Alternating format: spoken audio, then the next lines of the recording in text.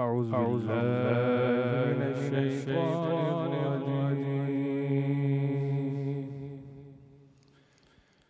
بسم الله الرحمن الرحيم.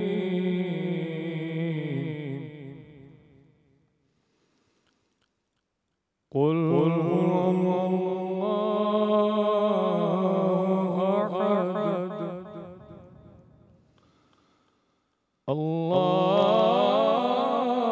الصمد لم يلد ولم يولد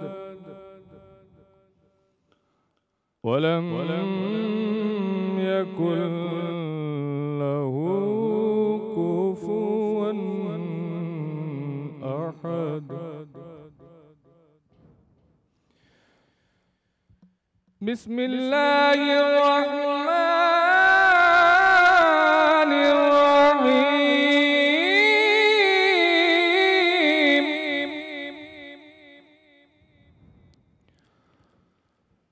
قل هو الله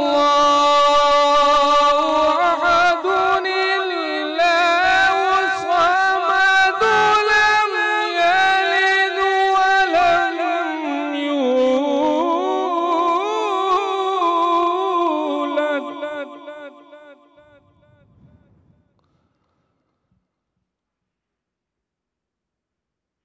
ولم يكن له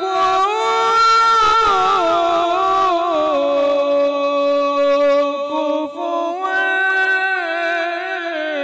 أحد. ولم يكن له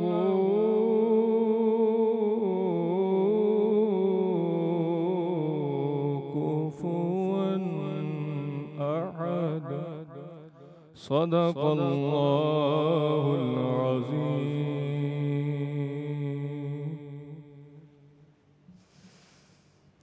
बिस्मिल्लाहिर्रहमानिर्रहीम। अस्सलाम वालेकुम सल्लल्लाहु अलैहि वसल्लम। बरकत रमज़ान में खुश आमदीद। कैसे हैं आप सब? ठीक हैं, मज़े में हैं? रोज़े कैसे गुजर रहे हैं? सहरियाँ कैसी हो रही हैं? अफ्तारियाँ कैसी हो रही हैं? अफ्तारी तो खैर हमारी साथ ही हो रही है। मैं आप लोगों को बताऊं कि आज मेरी 7 साला बेटी की रोज़ा खुशाई है और आज उसने पहली दफ़ा रोज़ा भी रखा है। तो आज मैं देखती हूँ कि उसका भी दिन कैसे गुजरता है। और बहुत सारे घरों में मेरी बेटी की तरह रोज़ा खुशाइयाँ भी हो रही होंगी और यही वो दिन होते हैं जब महफिलें लगती हैं, ख़ानदान वाले साथ मिल के बैठते हैं और एक दूसरे से गपशप भी लगाते हैं, क्योंकि आज तो बड़ा तेज़ी का दौर हो गया है ना। अब तो वो दिन ही बड़े कम मिलते हैं जब ख़ानदान वाले सारे घर के अफराद मिल के एक साथ बैठें। अच्छा जनाब, कल बात हो रही थी अफ़ू दरगुज़र की और अल्लाह के बंदों को माफ़ करने की। आज हम बात करेंगे उस सारे अशरे का जो बेसिक एसेंस है जो अभी चल रहा है, मग़फ़िरत का अशरा। हम माफ़ी अल्लाह ताला से मांगने की बात करेंगे, तौबा इस्तिग़फ़ार की हम बात करेंगे। अच्छा मैं आपको बताऊं, ये तौबा और इस्तिग़फ़ार का टॉपिक मेरे दिल के बहुत करीब है, क्योंकि हर इंसान की ज़िंदगी में एक ऐसा वक्त आता है, एक ऐसा दिन आता है जब अल्लाह ताला उसको इस्तिग़फ़ार करने की तौफ़ीक दे देते हैं। मैं नहीं मानती कि आप नमाज़ पढ़ सकते हैं जब तक अल्लाह ताला आपको तौफ़ीक ना दे। मैं नहीं मानती कि आप दुरूद पढ़ सकते हैं जब तक अल्लाह आपको तौफ़ीक ना दे। कोई भी काम तौफ़ीक के बग़ैर नहीं हो सकता। तो इस्तिग़फ़ार का मौका मिलना भी रब ताला की तौफ़ीक होती है। हर इंसान की ज़िंदगी में वो वक्त आता है जब उसको ये तौफ़ीक मिलती है और वो अल्लाह ताला से तौबा करता है अपनी पिछली ज़िंदगी के बारे में और ये वादा करता है अल्लाह से और अपने आप से कि अब मैं अल्लाह ताला आपकी तरफ पलटूंगा और जो आपके अहकामात हैं मैं उनको अपनी तरफ से पूरे करने की कोशिश करूँगा। अच्छा, तौबा सिर्फ तौबा कर लेना ही नहीं होती, तौबा के लिए इखलास बहुत ज़रूरी है, यानी कि सच्चे दिल से तौबा करना और जिन कामों से, जिन बातों से हमने तौबा की है उन कामों को दोबारा करना नहीं अपनी ज़िंदगी में, उस तरफ वापस पलट के जाना नहीं है हमने। इसके अलावा मुझे लगता है कि हर इंसान का अल्लाह ताला से एक बहुत ही स्पेशल कनेक्शन होता है। हर इंसान रात को सोते हुए अल्लाह ताला से बातें ज़रूर करता है, और नमाज़ पढ़ने के बाद दुआ में और अकेलेपन में, तन्हाई में जो अल्लाह ताला से हम बातें करते हैं वो हम कायनात में और किसी से भी नहीं कर सकते। तो अल्लाह ताला के साथ रिश्ता जो हमारा बहुत स्पेशल है, हमने अशरा मग़फ़िरत में इसका फ़ायदा उठाना है। और रब करीम रमज़ान में बहुत ज़्यादा मेहरबान हुए हुए होते हैं और ख़ुद कहते हैं कि अशरा मग़फ़िरत का मैं माफ़ करूँगा। तो क्यों ना हम इसका फ़ायदा उठाएं और हम इस अशरे में, इन दिनों में अपने गुनाहों की, अपने उन कामों की जो हमने पिछली ज़िंदगी में किए हैं, माफ़ी मांगें और ठान लें कि कुछ भी हो हमने उस तरफ पलट के नहीं जाना। अच्छा, एक और बात भी है कि जब इंसान तौबा करता है ना और अल्लाह की तरफ जाने की कोशिश करता है, तो जितना इंसान आगे बढ़ता है शैतान उतने ही बड़े चेले भेज देता है आपसे मुकाबला करने के लिए और आपके दिलो दिमाग में वसवसे डालने के लिए।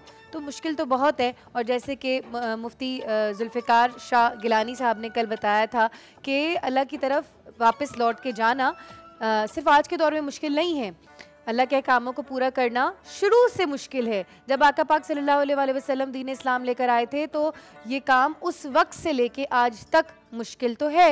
तो अब इस्तग़फ़ार पे मज़ीद बात करूँगी। मेरे साथ हैं मेरी प्यारी सरवत अस्करी आपा। अस्सलाम वालेकुम आपा, कैसी हैं आप?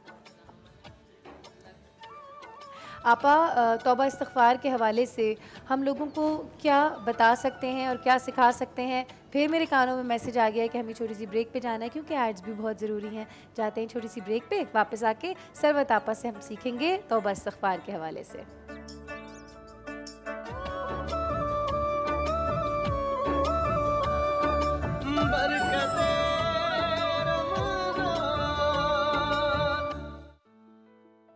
पचास साल से लाखों पाकिस्तानी पेवस्ता हैं इस शजर से, अपने SIUT से। आप ही के इस भरपूर और मुस्तकिल ताउन की वजह से मुफ्त इलाज इज्जत नफ्स के साथ। इस ताउन को जारी रखिए, अपनी ज़कात व अतियात से SIUT की मदद कीजिए। जब मैं नहीं होऊंगा तो ये आया करें, क्योंकि SIUT अपना है। अस्सलाम वालेकुम जी, बरकत रमज़ान में शुरू हो चुका है सेगमेंट एक नेकी। मेरे साथ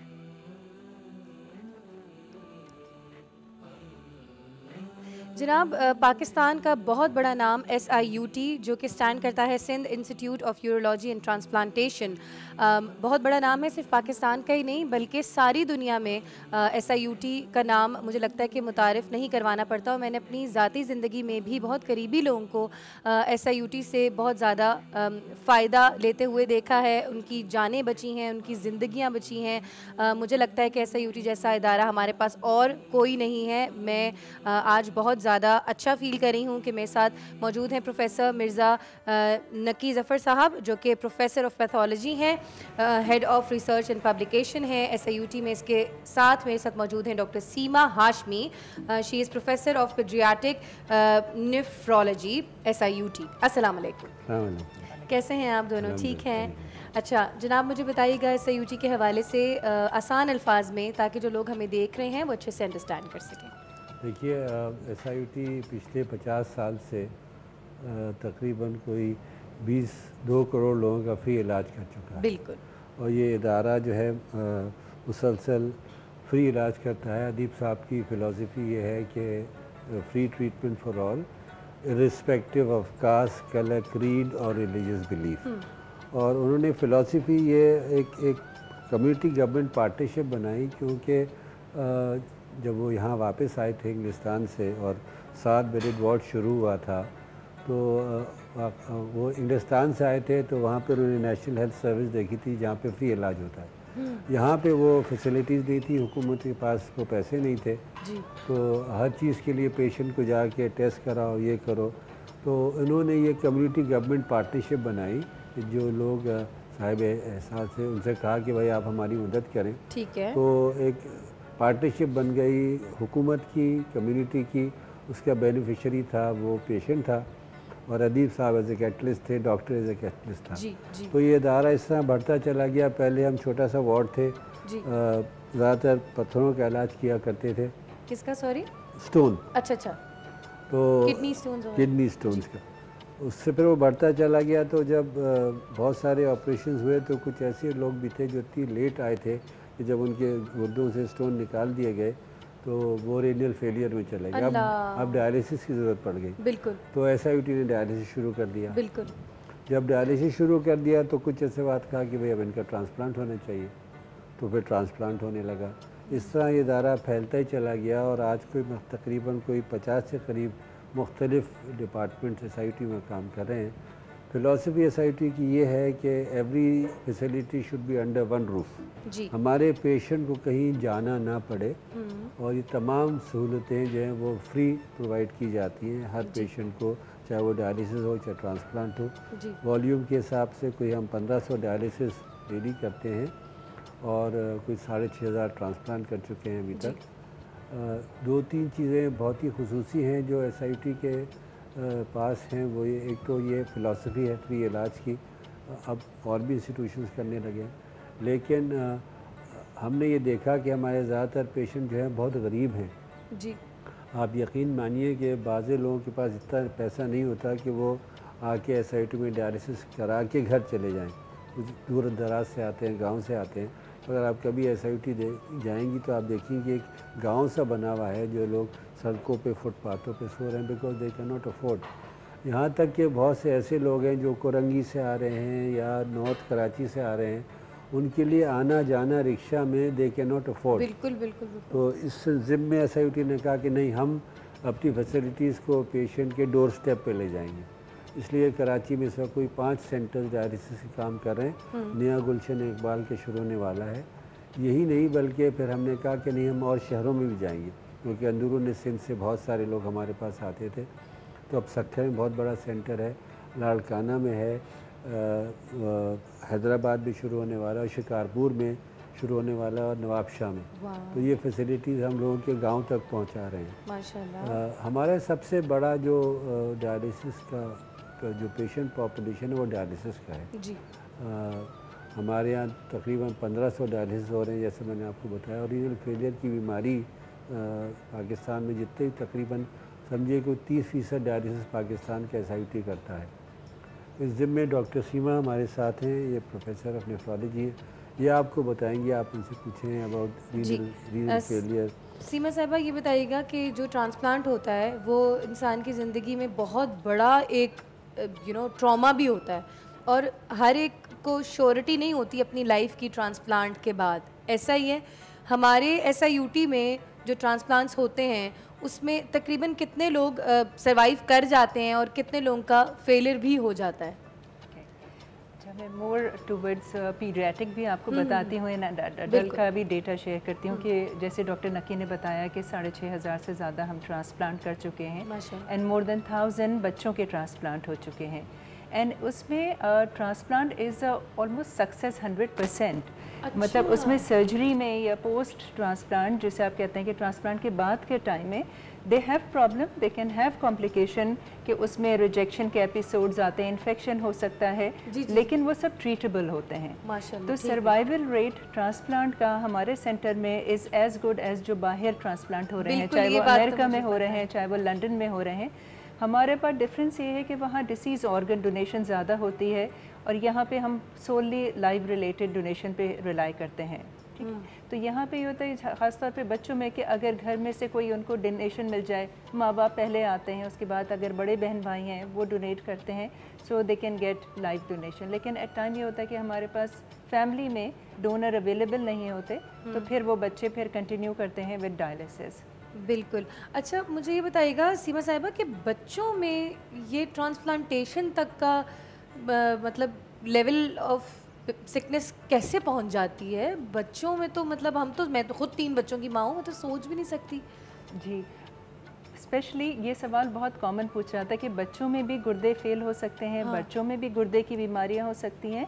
इस बात की अवेयरनेस बहुत ज़रूरी है लोगों में कि राइट फ्रॉम द बर्थ, क्योंकि हमारे यहाँ जो हेरिडिटरी बीमारियाँ होती हैं वो तो बहुत जल्दी सामने आ जाती हैं। टिल 18 ईयर्स ऑफ एज जो हम पीडियाट्रिक एज ग्रुप करते हैं, so kidney diseases are very rampant. अच्छा, और इसमें I am sorry to cut you, क्या family marriages, inter family marriages भी इसमें जी बिल्कुल, उसमें काफ़ी बड़ा पार्ट इंटर फैमिली मैरिजेस का, कंसैंग्विनियस मैरिजेस का जैसे हम कहते हैं साइंटिफिक, उसमें चाहे वो स्टोन डिजीज़ हो, चाहे वो स्वेलिंग की बीमारी हो, चाहे वो जो हमारा ट्रैक होता है गुर्दे से लेके ब्लैडर तक नीचे आने का, यूरिनरी ट्रैक का, उसके अंदर एबनॉर्मेलिटीज़ हों, उसमें हर जगह हेरिडिटी का कंपोनेंट आ जाता है, क्योंकि ये जेनेटिक से प्रूव हो चुका है, ठीक है। सही। लेकिन देर आर सर्टेन डिजीज़ जो प्रिवेंटेबल हो सकती हैं, कि अगर थोड़ा सा उन बच्चों को प्राइमरी या सेकेंडरी लेवल पे स्क्रीन कर लिया जाए, बच्चा नहीं बढ़ रहा, बच्चा पीला हो रहा है, अच्छा ये सिम्टम्स हैं, सूजन आ रही है, तो बजाय इसके कि आप टाइम ज़ाया करें और अपने आसपास कुछ दुआ के लिए चले जाते हैं, कोई होम्योपैथिक के लिए चले जाते हैं, I am not against anybody, but at least आप मेडिकल ट्रीटमेंट भी सीख करें। एवरीबडी नोज़ अबाउट SIUT, आप राउंड द क्लॉक 24 घंटे खुला हुआ होता है, एमरजेंसी में डॉक्टर्स होते हैं, ऑन कॉल डॉक्टर्स होते हैं, you can walk in any time, या क्लिनिक डेज होते हैं उसमें आ जाएं, गेट योर बच्चा चेक्ड एंड सी के कोई प्रॉब्लम तो नहीं है। डेफिनेटली सवाल यहाँ पे पूछना चाहती हूँ डॉक्टर साहब, मुझे ये बताइए कि क्या वहाँ पर कोई बड़ी सोर्स चाहिए होती है जाने के लिए, कोई बड़े ताल्लुकात चाहिए होते हैं, क्योंकि बहुत सारे लोगों ने मुझे भी अप्रोच किया, आपको कोई जानने वाला है तो आप बता दीजिए हमें जाना है। हमारे यहाँ फर्स्ट कम फर्स्ट सर्विस है, ज़ाहिर बात है, क्योंकि फ्री इलाज है, बहुत लोग आते हैं जी जी, लेकिन हमारा सिस्टम बहुत ही क्लियर है, कोई बड़े किसी को कोई प्रेफरेंस नहीं है, आप आएँ, आपको नंबर, पर्ची के भी पैसे देने नहीं पड़ते, आप अपने नंबर से आपको बुलाया जाएगा, आपको देखा जाएगा। और ये अदीब साहब का हमेशा से असूल रहा है, हमारी 2 OPDs होती हैं, एक सैटरडे को और एक पीर को, मंडे को, और वो कंडीशन ये है कि जब तक कि आखिरी मरीज़ देख नहीं लिया जाएगा कोई जाएगा नहीं, तो चाहे 7 बज जाएँ शाम के, हम हर मरीज़ को देखते हैं, और OPD में ही ब्लड टेस्ट भी होते हैं, OPD में ही अल्ट्रासाउंड भी होता है, तमाम फैसिलिटीज़ OPD में मौजूद हैं और किसी को ना नहीं करते। बिल्कुल बिल्कुल, क्योंकि जाहिर है जिस जगह पे फ्री इलाज होगा तो रश भी ज़्यादा होगा, और यहाँ पे first come first serve basis हैं SIUT में। जानेंगे मज़ीद SIUT के हवाले से छोटी सी ब्रेक के बाद, कहीं मत जाइएगा।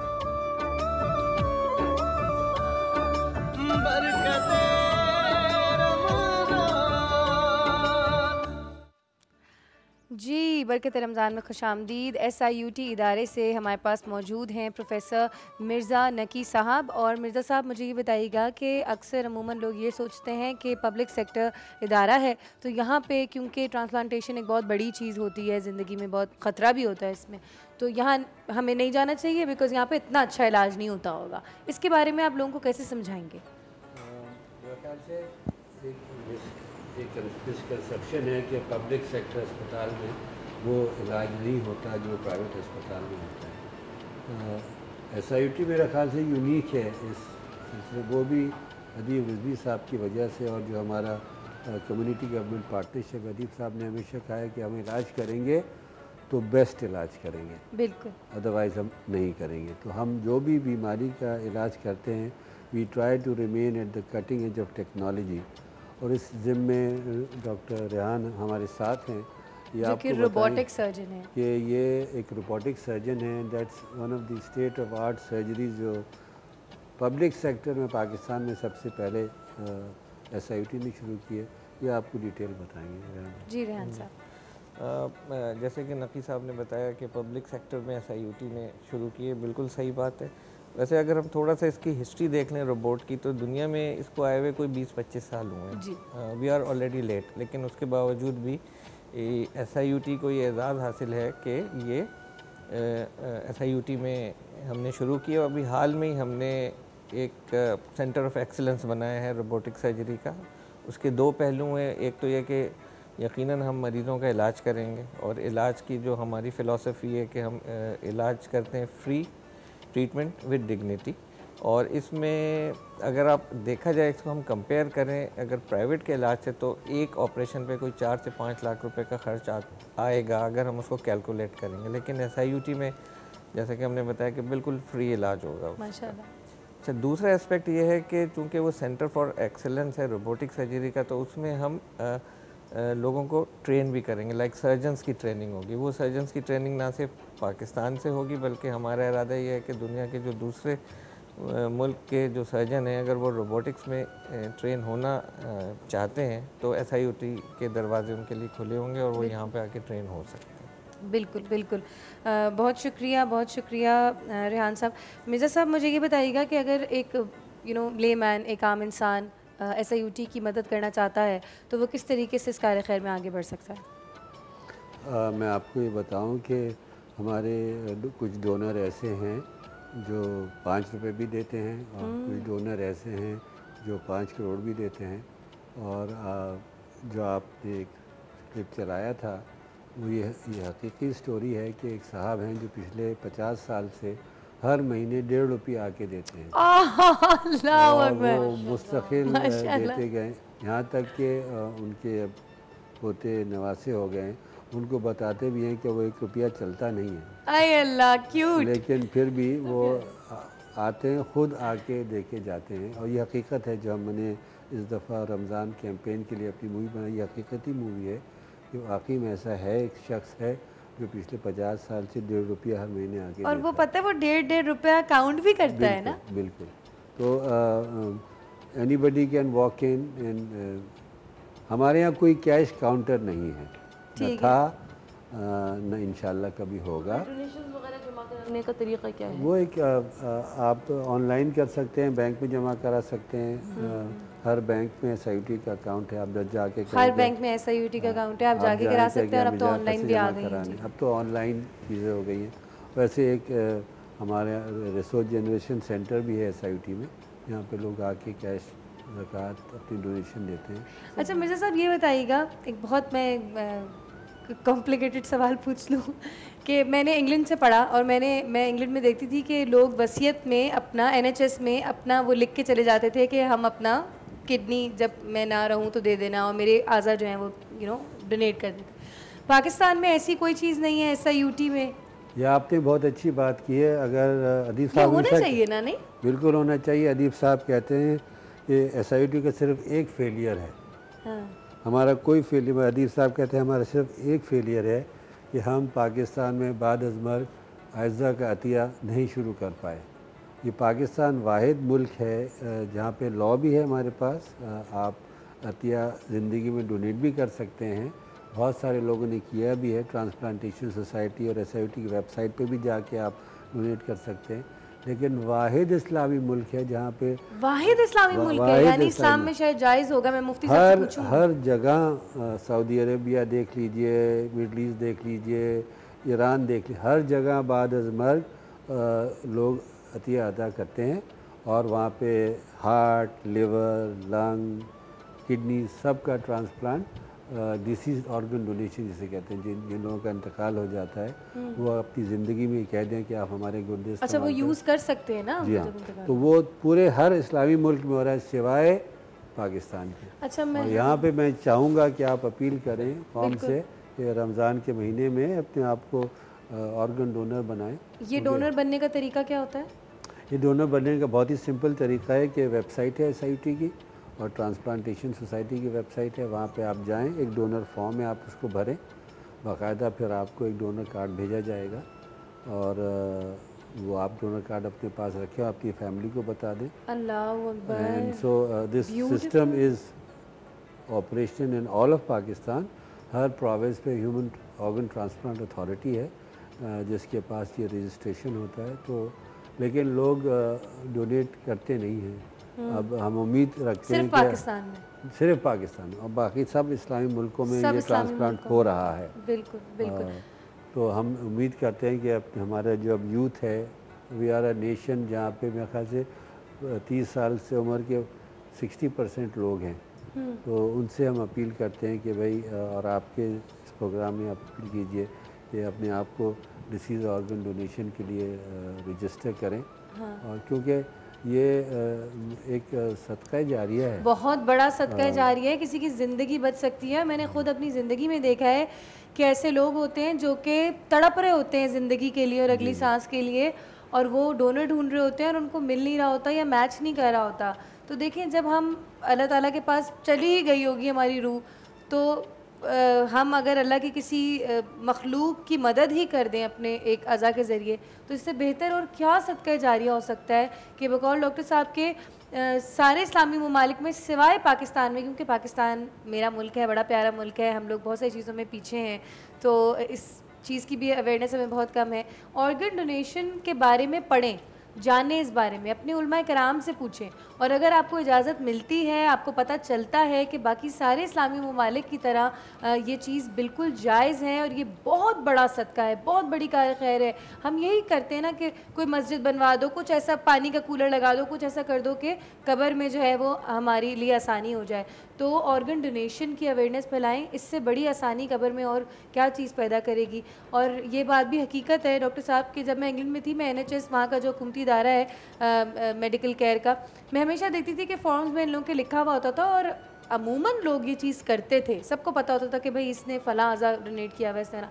तो मेरा बड़ा दिल चाहता था कि पाकिस्तान में भी ऐसा हो, और जहन में एक सवाल था और मैं काफ़ी दिनों से सोच भी रही थी, तो लगी करनी कि आज आपसे मुलाकात होगी और आपने बात बताई। इंशाल्लाह मैं भी अपनी फैमिली से ये चीज़ डिस्कस करूँगी, और अगर मुझे मौका मिला तो मैं काम ज़रूर करूँगी। आपकी वेबसाइट पे ये चीज़ अवेलेबल है, अगर आपने एक डोनर बनना है तो आपको फिर एक डोनर का कार्ड मिल जाता है। ज़बरदस्त, बहुत खूब। हम अपनी फैमिली में पहला बंदा बन सकते हैं जो कि इस चीज़ को लेके चलें, और फिर आगे आने वाली नस्लें जो हैं वो कितने लोगों की इंशाल्लाह जान बचाएंगी। बहुत शुक्रिया आप तमाम लोगों का जो कि SIUT की जानिब से हमारे साथ आज मौजूद थे। ज़्यादा से ज़्यादा डोनेट करें, रमज़ान का महीना है, अपनी ज़कात निकालें और ज़्यादा से ज़्यादा अल्लाह की मखलूक की खिदमत करें। जाते हैं छोटी सी ब्रेक पे, कहीं मत जाइएगा, वापस आएंगे बरकत रमज़ान में। बरकत रमज़ान में खुशामदीद। बात हो रही है आज तौबा इस्तग़फ़ार के हवाले से, और मैं सरवत आपा से सवाल करती हूँ कि सरवत आपा, क्या हुक्म है कुरान पाक की जानिब से तौबा इस्तग़फ़ार किस तरीके से की जाए और कितनी ज़्यादा तादाद में की जाए? बिस्मिल्लाहिर्रहमानिर्रहीम, अस्सलाम वालेकुम। सबसे पहले तमाम आपको, आपकी पूरी टीम को, तमाम आलम इस्लाम को माह रमज़ान मुबारक की मुबारकबाद पेश करते हुए और इस दुआ के साथ कि परवरदिगार आलम इस अशर मग़फ़िरत को हम सब के लिए गुनाहों से तौबा और इस्तग़फ़ार का एक ज़रिया बना दे। और जो जैसा कि हम बात कर रहे हैं तौबा के मुतालिक, तो परवरदिगार आलम इरशाद फरमाता है कि रब्बुल आलमीन तौबा करने वालों को महबूब रखता है। यानी कितनी अजीब बात यह है कि अल्लाह ताला का महबूब नज़र बनने के लिए ना आपको कोई बड़े बड़े अमाल करने की ज़रूरत है, ना आपको बड़े बड़े वजीफ़े पढ़ने की ज़रूरत है, ना बड़े बड़ी चिल्लाकशी की ज़रूरत है। सिर्फ़ एक अमल तौबा खुदा को इतना पसंद है कि वो अल्लाह का महबूब नज़र बना दिया करता है।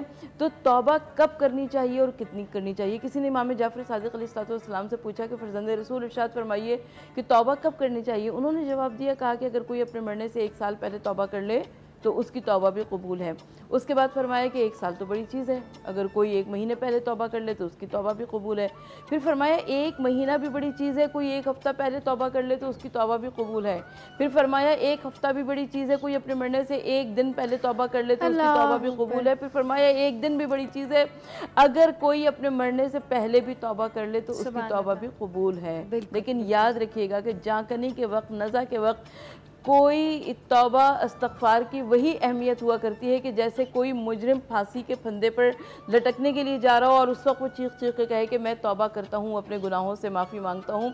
तो तौबा और इस्तग़फ़ार उस वक्त करनी चाहिए जब इंसान के अंदर जान मौजूद हो, जब इंसान के अंदर एफ़र्ट्स कर सकता हो, वो कारकर्दगी अपनी दिखा सकता हो, उस वक्त वो तौबा और इस्तग़फ़ार करें। हज़रत बहलोल दाना का नाम बहुत ज़्यादा मशहूर है तारीख़ में। तो बहलोल को एक मरतबा लोगों ने कब्रिस्तान में देखा, बाज़ार में देखा। जब बाज़ार में देखा तो देखा बाज़ार सजा हुआ था, शेर खुर्दनोश सजी हुई थी। बहलोल बाज़ार के बीचों बीच में खड़े हुए कभी जानिब आसमान देखते हैं, कभी जानिब ज़मीन देखते हैं, इर्द गिर्द देखते हैं, कुछ बातें कर रहे हैं, कुछ राज़ो न्याज़, कुछ गुफ्तगू शुनीद। लोगों ने पूछा, बहलोल ये क्या हो रहा है? कहा कि इन लोगों की खुदा से मसालहत करा रहा हूँ, राज़ीनामा करा रहा हूँ। पूछने वाले ने पूछा कि बहलोल कोई कामयाबी हुई? कहा कामयाबी तो नहीं हुई, इसलिए कि वो परवरदिगार तो राज़ी है लेकिन इनके पास टाइम ही नहीं है, ये राज़ी ही नहीं है। चंद दिन गुजरे, लोगों ने दोबारा देखा बहलोल आज कब्रिस्तान में बैठे हुए हैं, शहर खमोशा में बैठे हुए, कच्ची मट्टी के कब्रों के नज़दीक, मट्टी की ढेरियों के दरमियान में बैठे हुए हैं। आज फिर वो जानिब आसमान देख रहे हैं, कुछ इशारे कर रहे हैं, कुछ कनाई कर रहे हैं, कुछ गुफ्त शुनीद कर रहे हैं। लोगों ने पूछा बहलोल आज क्या हो रहा है? कहा कि अल्लाह से इनकी मसालहत करा रहा हूँ। कहा कि कोई कामयाबी हुई? कहा आज ये राज़ी हैं, आज वो राज़ी नहीं है। यानी आज अमल का दिन है, आज हिसाब नहीं है। कल हिसाब का दिन होगा लेकिन अमल नहीं होगा। इसीलिए मौला मुत्तक़ियान अली इब्न अबी तालिब अलैहिस्सलाम इरशाद फरमाते हैं कि तुम्हें ये चाहिए कि हर रात को सोने से कब्ल अपना मुहासिबा करो, कब्ल इसके कि तुम्हारा हिसाब और किताब मीज़ान अमल पर किया जाए। अब उल्मा से जब लोगों ने इसकी तफसीर पूछी, उल्मा ने कहा कि अपने घर में एक गोशे तन्हाई को, एक गोशे खिलवत को मखसूस करो जहाँ पे तुम्हारी नमाज पढ़ने की जगह हो। तुम रात को सोने से पहले कम से कम एक मरतबा वहाँ पर जाओ और वहाँ पर जाकर कहो कि ला इलाहा इल्ला अंता सुब्हानका इन्नी कुन्तु मिनज़ ज़ालिमीन। और उसके बाद अपने गुनाहों को तसव्वुर करो, अपने आज के पूरे दिन को सोचो, आपने दिन में क्या गलतियाँ की हैं, आपने दिन में ऐसा क्या किया है। अच्छा, और उसके बाद उसके ऊपर गिरिया करने की कोशिश करो। गिरिया कभी आता है कभी नहीं आता, आंसू कभी आते हैं कभी नहीं आते। कहा कि अगर रोना ना आए तो शहदाए करबला को याद करो, इमाम अली मकाम की गुर्बत को याद करो, उनकी शहादत को याद करो। और जिस वक्त आँखों से आंसू गिरने लगे बस वहीं से अपने ख्याल के रुख को मोड़ दो और उसके बाद तजर्रो करो, गिरिया करो, अपने गुनाहों को माफ़ करो और परवरदिगार आलम के हुजूर में इस्तग़फ़ार करो। रब्बुल आलमीन यकीनन तुम्हारी इस इस्तग़फ़ार को कबूल फरमाएगा इंशाअल्लाह। इंशाअल्लाह अल्लाह से मेरी दुआ है कि इस अशराए मग़फ़िरत में हम सब जितनी भी दुआएं करें अपनी अपनी मग़फ़िरत के लिए और जितनी तौबा इस्तग़फ़ार करें, अल्लाह ताला अपनी बारगाह में इसे कबूल फरमाए।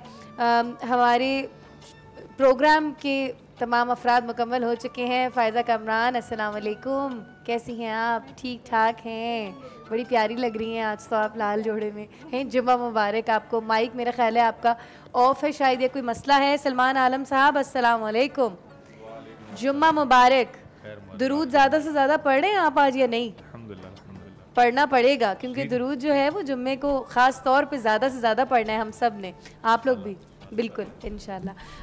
मुफ्ती जुल्फ़िकार शाह गिलानी साहब हमारे साथ मौजूद हैं। अस्सलाम वालेकुम मुफ्ती साहब, कैसे हैं? जुम्मा मुबारक हो आपको। आपको भी बहुत बहुत मुबारक हो, तमाम आलम इस्लाम को मुबारक हो। बिल्कुल, अल्लाह ताला आज की जुमे की नमाजें तमाम आलम इस्लाम की कबूल फरमाए।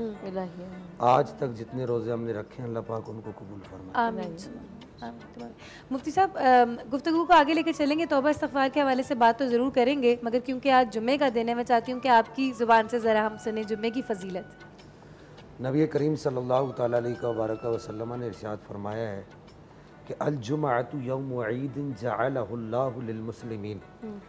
सुनन अबू दाऊद शरीफ की हदीस मुबारक है कि आप अलैहिस्सलाम ने फरमाया कि अल्लाह ने मुसलमानों के लिए जुमा को ईद का दिन करार दिया है माशाअल्लाह। और यहाँ तक आप अलैहिस्सलाम ने इरशाद फरमाया वफ़ीही खुलिका आदम, इसी दिन में अल्लाह ताला ने हज़रत आदम अलैहिस्सलाम को तख्लीक फरमाया। अच्छा, ये बात नहीं पता थी मुझे। आज दिन में हज़रत आदम अलैहिस्सलाम को तख्लीक फरमाया और इसी दिन शब आशूर थी, यौम आशूर भी जुमा के दिन था। अच्छा, मेरे मौला इमाम हुसैन लजपाल सरकार जब आपने आखिरी सजदा किया तो वो जुमा का दिन था। अल्लाहु अकबर। बल्कि मैं तो ये कहता हूँ कि इमाम ने आखिरी सजदा नहीं किया, आपने पहला सजदा किया। बिल्कुल वो अब ये फिर अपनी अपनी बातें। बहरहाल ये कि जुमा के दिन की इतनी अहमियत है कि नबी पाक सल्लल्लाहु अलैहि वसल्लम ने इरशाद फरमाया एक जुमा से लेके दूसरे जुमा तक के जितने भी आमाल हैं अगर इनमें कोई गुनाह सगीरा हो जाए या अल्लाह ताला का कोई हक तल्फ हो जाए जी, मैं यहाँ पर ब्रैकेट के साथ ये गुनाह सगीरा का लफ्ज़ इस्तेमाल कर रहा हूँ। सही सही सही। वैसे तो हदीस में यह है कि अगर कोई गुनाह हो जाए तो एक जुमा से लेके दूसरे जुमा की नमाज तक अगर कोई जुमा की नमाज कायम करता है तो अल्लाह ताला उसके उन गुनाहों का कफ़ारा बना देता है जुमा की नमाज को। ठीक है। फिर उसके बाद यहाँ पर यह अर्ज़ कर दूं कि बाद लोग ये समझते हैं कि जी जुमा पढ़ लिया जी बस सारे कफ़ारे हमारे अदा हो गए। ये गुनाह सगीरा की ब्रैकेट मैंने इस वजह से लगाई। अच्छा अच्छा अच्छा। नमाज छोड़ना गुनाह कबीरा है, झूठ बोलना गुनाह कबीरा है, वालिदैन की नाफरमानी करना गुनाह कबीरा है। ये गुनाह माफ़ नहीं होंगे जुमे में, दीगर गुनाह अल्लाह ताला माफ़ फरमा देगा। सही सही सही। अच्छा, बहुत खूबसूरत पहलू में इन्होंने बताया है और वही बात के गुनाह सगीरा और कबीरा के बारे में हम जानेंगे एक छोटी सी ब्रेक के बाद कि कौन से गुनाह माफ़ होने वाले हैं और कौन से नहीं होने वाले। कहीं नहीं जाना, साथ रहना है बरकत रमज़ान में।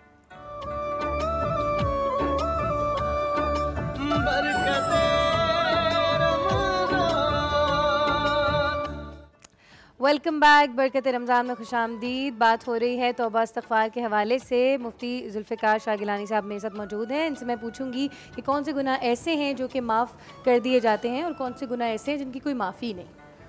बिस्मिल्लाहिर्रहमानिर्रहीम। अल्लाहु रब्बु मुहम्मदिन सल्लल्लाहु अलैहि वसल्लम नहनु इबादु मुहम्मदिन सल्लल्लाहु अलैहि वसल्लम ली खमसतुन नुत्फ़ी बिहा हर्रल वबाइल हातिमा अल मुस्तफ़ा वल मुर्तदा व बनाहुमा वल फातिमा। सबसे पहले तो मैं ये अर्ज़ कर दूं कि तौबा कहते किसको हैं। तौबा से मुराद ये है कि आपके सामने दो रास्ते थे, एक सीधा रास्ता था और एक गलत रास्ता था। आपने गलत रास्ता इख्तियार कर लिया। अब आप मसलन 2-3 घंटा मुसलसल 100-120 की रफ्तार से चलते रहे।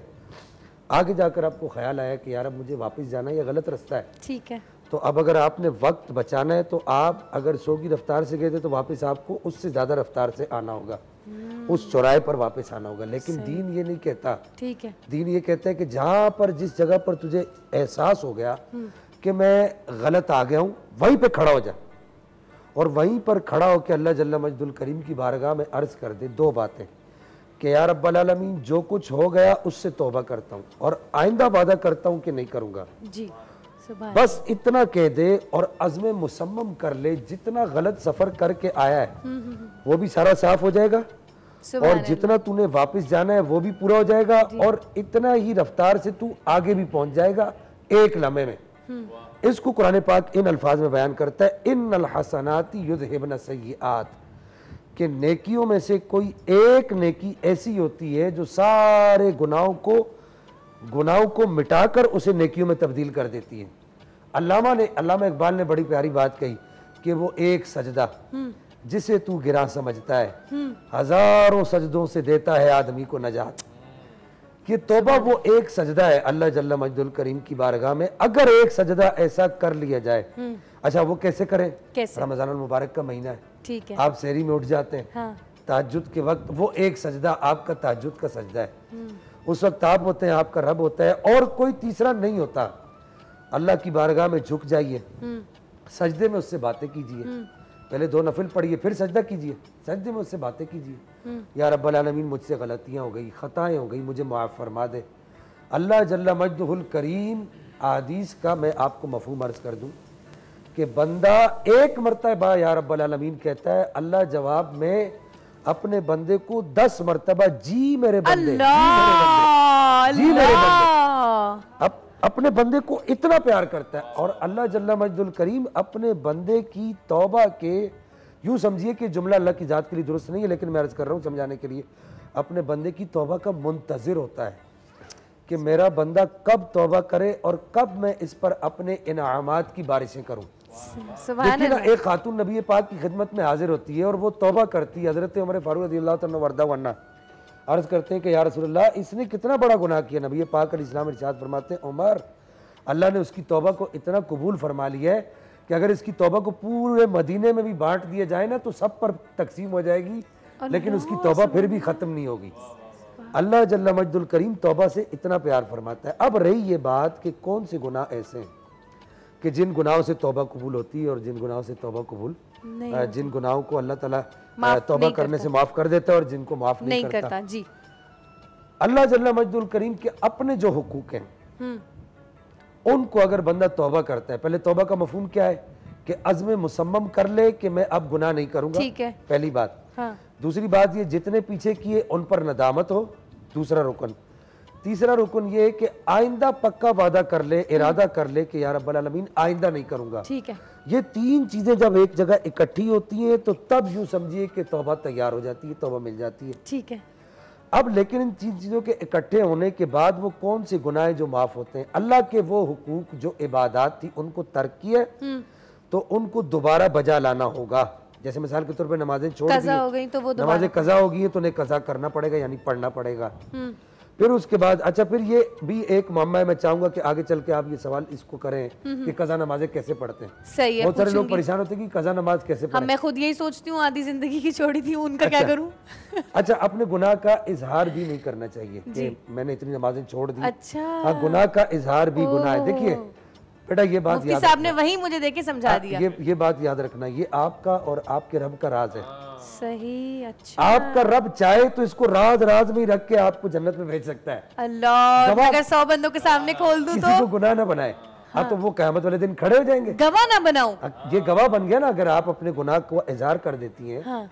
कि मैंने वो मुझसे ये हो गया। हाँ। ना हाँ, अगर कोई मुक्तदा है, रहनुमा है, उससे अगर आप पूछना चाहते हैं कि जी मुझसे ये काम हो गया, उससे भी उलमा ने लिखा कि किसी आदमी से ऐसा हो गया, आप सवाल यूं करें तो वो क्या करे। अच्छा, देखिए कितनी हिकमत है दीन में। अपना इज़हार ना करें। देखिए ना, अल्लाह ताला पर्दे रखता है ना। एक गुनाह मेरा माँ प्यो वेखे ते देवे ढेस निकाला, 100 गुना मेरा मौला वेखे ते ओ पर्दे पावन वाला। सुभान अल्लाह, इतना प्यार तो मेरा रब ही कर सकता है। वो सत्तारुल अय्यूब है। बिल्कुल, तो बहरहाल ये कि जो गुनाह उसके और जो गुनाह कबीरा हुए यानी इबादतें तर्क की तो उनको बजा लाना पड़ेगा। फिर इंशाल्लाह इस पे आगे बात बिल्कुल बिल्कुल आगे जाके मैं मुफ्ती साहब से पूछूंगी कि जो नमाजें हमसे कज़ा होगी हैं वो किस तरीके से अदा करनी है। सलमान साहब ज़रा तौबा इस्तग़फ़ार का मौजू है, ऐसा कलाम पढ़ दें कि हमें खुद भी तौबा करने का सच्चे दिल से शर्फ हो जाए, हासिल है ना। एक बार दुरूद पाक पढ़ लीजिए। अल्लाहुम्मा सल्ली अला सय्यिदिना मुहम्मद वसल्लम वसल्लम।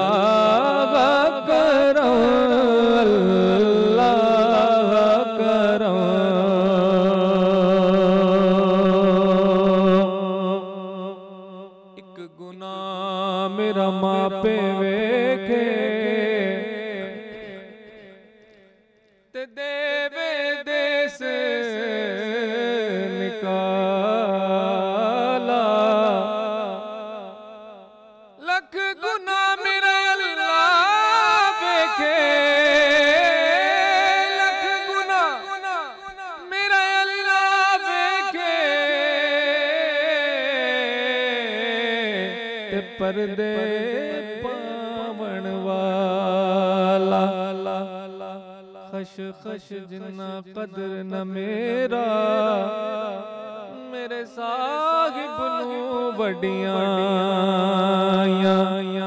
मैं गलियां दा रूड़ा कूड़ा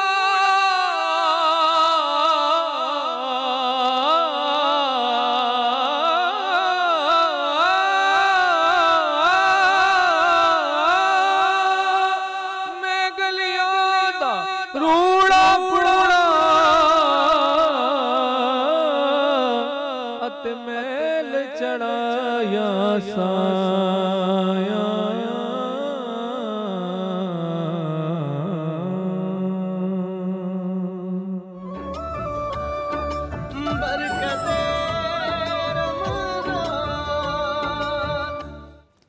अस्सलाम वालेकुम जी। बरकत रमज़ान में बात चल रही है तौबा इस्तग़फ़ार के हवाले से और सरवत अस्करी आपा मेरे साथ मौजूद हैं। सरवत आपा ये बताइएगा कि हकीकी तौबा की क्या शराइत होती हैं? अच्छा दुआ, बहुत सारे लोग ऐसे होते हैं, जैसे मैं किसी तकरीब में गई, वहाँ पे मैंने खातून को देखा, उन्होंने वो बहुत सारी गुफ्तगू कर रही थी, बहुत सारी बातें। अब जब बहुत सारी बातें होती हैं तो फिर उसमें आगे फला की बेटी, फला की बहू, इस तरह सही है, सही। उसके बाद वो सारी बातें करके कहने लगी कि मैं रात को सोने से पहले एक तस्बीह इस्तग़फ़ार की पढ़ के सोती हूँ कि दिन में जितनी भूल चूक हो जाए तो वो अल्लाह ताला माफ़ फरमा दे। ये नहीं होता। तौबा का तरीक़ा ये होता है कि जब आप तौबा करें, अगर आपने अपनी ज़बान से, आपने अपने हाथ से किसी को किसी तरीके से भी नुकसान पहुंचाया है तो आप उसकी तलाफ़ी कीजिए और उसके बाद अल्लाह के हुजूर में सच्चे दिल से तौबा व इस्तग़फ़ार कीजिए कि परवरदिगार आलम अब ये गुनाह सरज़द नहीं होगा। फ़ज़ील बिन अयाज़ अवाइल ज़िंदगी में एक डाकू थे, नक़बज़नी किया करते थे, लोगों के घरों में चोरी किया करते थे। एक रात वो एक घर में चोरी करने के लिए गए। करीब में कोई क़ारी कुरान की तिलावत कर रहा था, जिसका आयत का तर्जुमा कुछ यूँ था कि इनके दिल याद इलाही से कब नरम होंगे। बस ये वो एक लम्हा था कि जब उनके दिल पर चोट लगी। कभी कभी वाज़ और नसीहत की लंबी लंबी महफ़िलें भी जो होती हैं वो बेअसर साबित होती हैं, और कभी एक मिनट की कोई बात होती है, एक सेकंड की कोई बात होती है, वो दिल के ऊपर असर कर जाती है।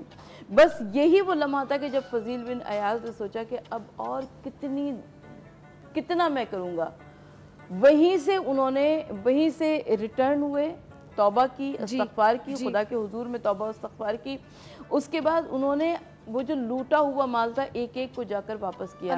अच्छा, बहुत सारे लोग ऐसे थे जो वो माल तलफ भी हो जाता है, वो नहीं भी वापस कर सके। एक यहूदी था, उसने कहा कि नहीं फ़ज़ील, मेरी जितनी दौलत तुमने लूटी है वो सब की सब वापस करो। इन्होंने कहा मेरे पास नहीं है, मैं कहाँ से वापस करूँ, तुम मुझे माफ़ कर दो।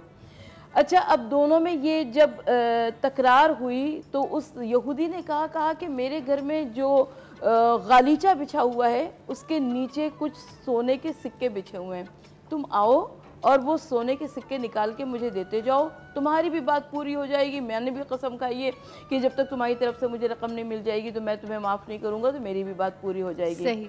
फ़ज़ील बिन अयाज़ उसके यहाँ गए और वो अपने हुजरे में लेकर गया जहाँ पे गालीचा बिछा हुआ था, और फ़ज़ील अंदर से हाथ डालते गए और निकालते गए सोने के सिक्के उसको देते गए।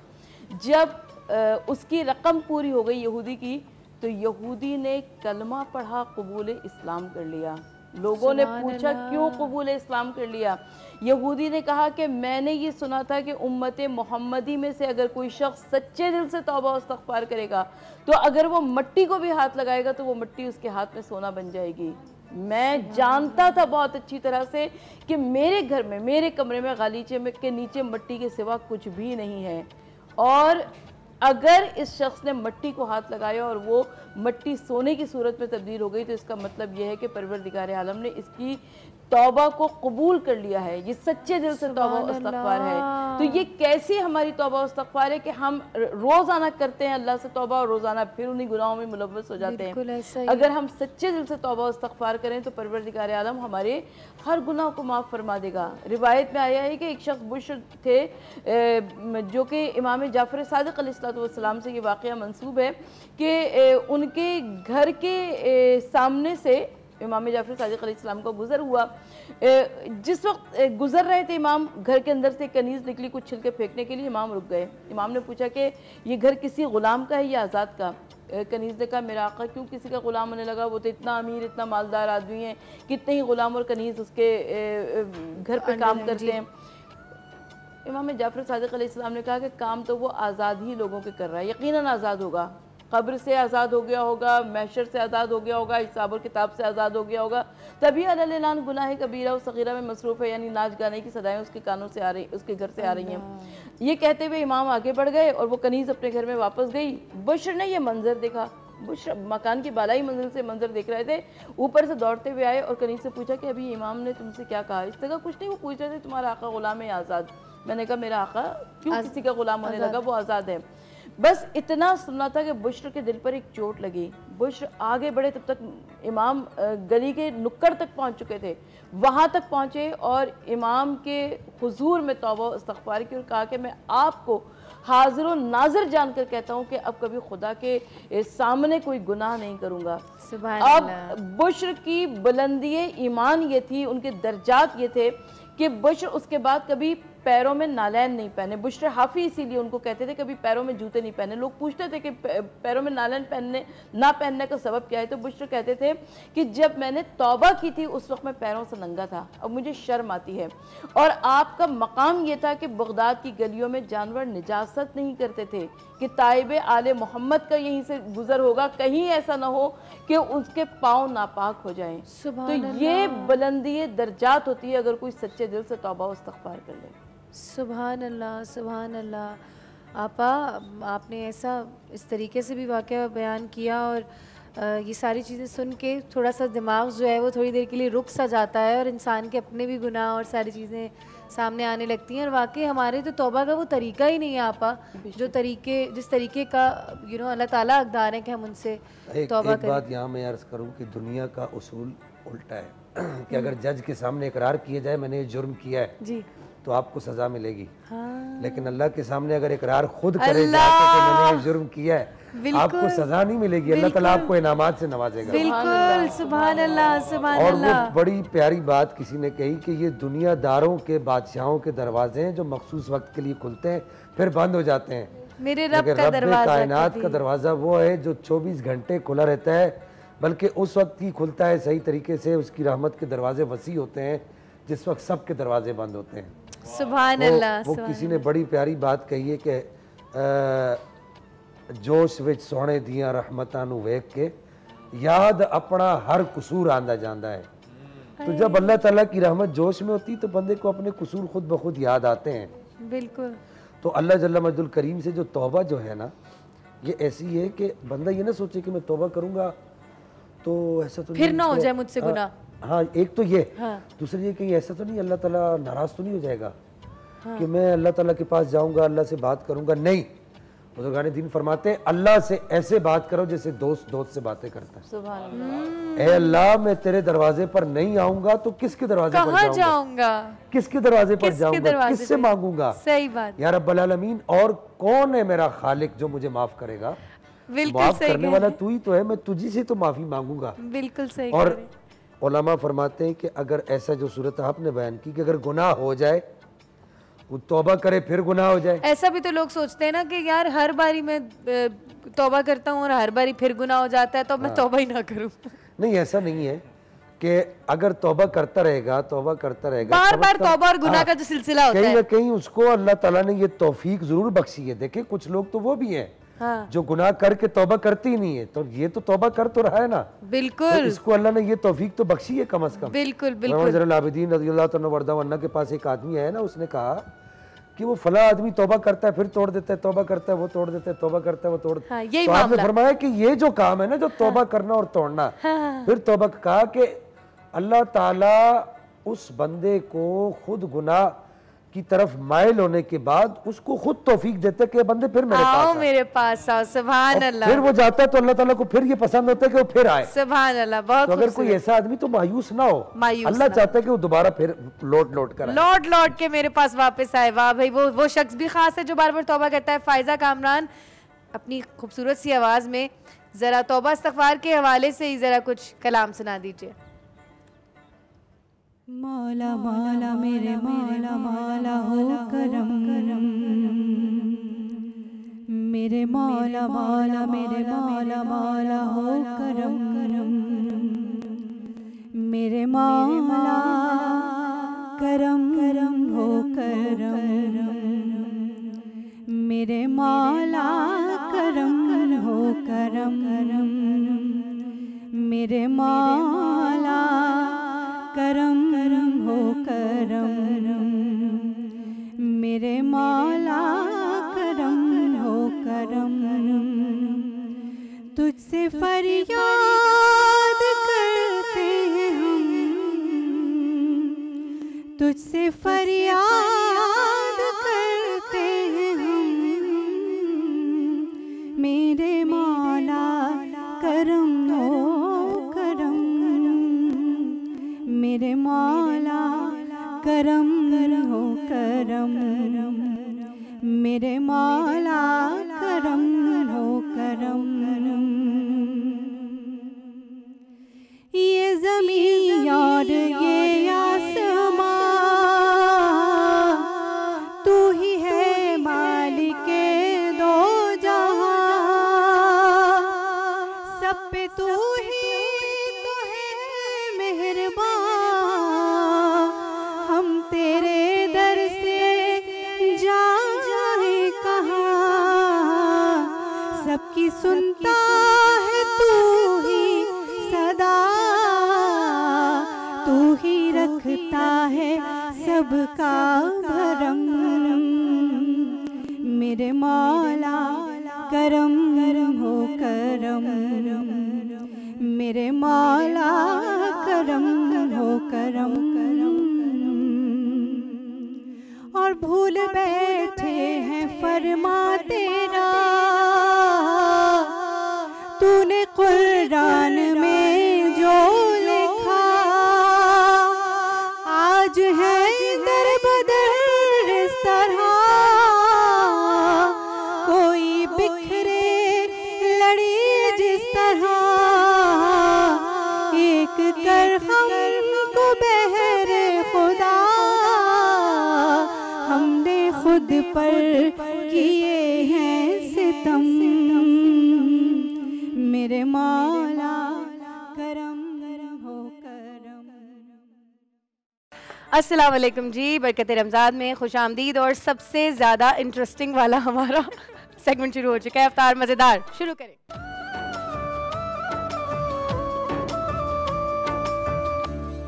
शेफ समरीन हमारे साथ मौजूद हैं। अस्सलाम वालेकुम समरीन। वालेकुम अस्सलाम, कैसी हैं दुआ? मैं बहुत खूबसूरत, आप कैसी? नो डाउट, अल्हम्दुलिल्लाह मैं बिल्कुल परफेक्ट। क्या बनाना सिखा रही हैं आप? आज हम बना रहे हैं चिकन एंड पोटैटो पॉप्स।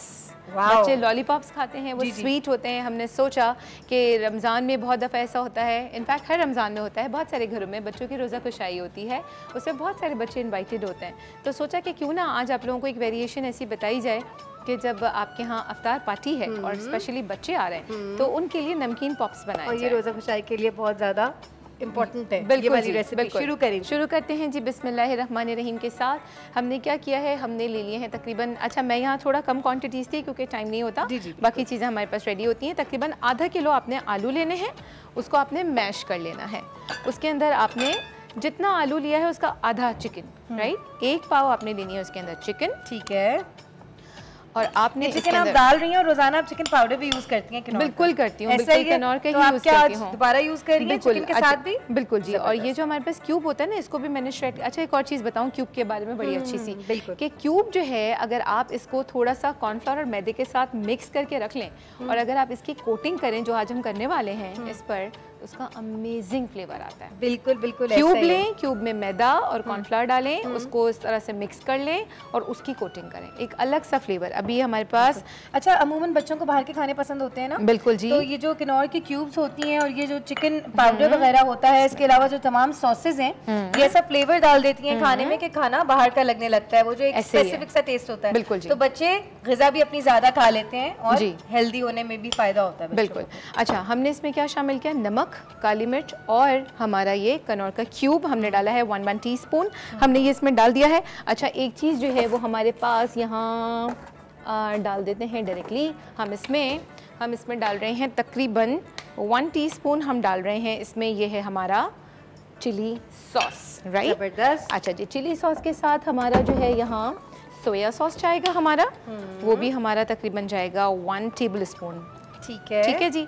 अच्छा, एक चीज़ और बताऊं दो आपको यहाँ कि जब हम इस चीज़ को मिक्स करते हैं ना, किसी भी चीज़ के मिक्सचर को, अब देखें जैसे ये है, ये बिल्कुल गीला गीला सा हो जाता है, इसको हैंडलिंग में थोड़ी सी हमें प्रॉब्लम हो रही होती है, तो इसकी हैंडलिंग को बेटर करने के लिए आप ये करते हैं कि आप इसमें थोड़े से डाल देते हैं क्रम्स अंदर।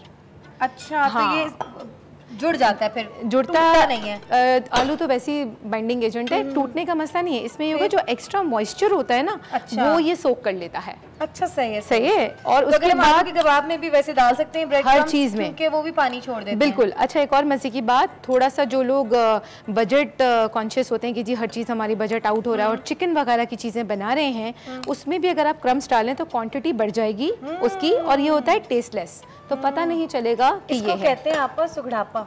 बिल्कुल है, घर की चीजें जाया नहीं होनी चाहिए। बिल्कुल। अभी तो मेरे जहन में ये भी आ रहा था कि जो इतनी ब्रेड बच जाती है, जो सूख जाती है, हम उसको फेंक देते हैं, उससे बेहतर ये कि हम क्रम्स बना के रख लेंगे। मैं तो बिल्कुल नहीं फेंकती, मैंने लास्ट टाइम भी बताया था कि मैं क्रम्स हमेशा जो सैंडविचेस के साइड्स हम निकालते हैं ना, मैं उसी को यूज करती हूँ। अच्छा समरीन, अभी आप कह रही थी कि जो अफ्तार पार्टीज होती हैं बच्चों के लिए आइटम्स जो हम बनाते हैं, उसमें ये एक आइटम तो बन गया जी। इसके अलावा रिफान का जो है वो कस्टर्ड बहुत ज्यादा बच्चे पसंद करते हैं, और रिफान में जो है वो वेनिला, स्ट्रॉबेरी, मैंगो और बनाना फ्लेवर्स भी हैं, तो डिफरेंट फ्लेवर्स भी हम एक टेबल अपना सजा सकते हैं उससे। ऊपर से रिफान की जेलीज भी अगर उसके ऊपर हो, कलरफुल सा टेबल बन जाता है। ऐसा ही है, बिल्कुल। अच्छा, जेली से ना मैं आप लोगों को 1-2 ड्रिंक्स भी बताऊंगी। ओह वाह, मैं बताऊंगी इंशाल्लाह, जेली से ड्रिंक बताऊंगी, उसमें हमारी बहुत अच्छी सी वेरिएशन हो जाएगी और आप उसको कर लेंगे। अच्छा जी, ये हो गया। अब आप देखें दोबारा इसमें, आपको खुद देखें कितना इसका मॉइस्चर कहाँ गया, कहाँ है, सॉस डाला था किधर गया भाई। हाँ प्लीज, बिल्कुल, व्हाई नॉट। इनफैक्ट मॉइस्चर हाँ वाकई बिल्कुल चला है ना, सही है। आप इसमें जितना डाल देंगे क्रम आपको पता ही नहीं चलेगा, क्योंकि ये टेस्टलेस होता है, राइट।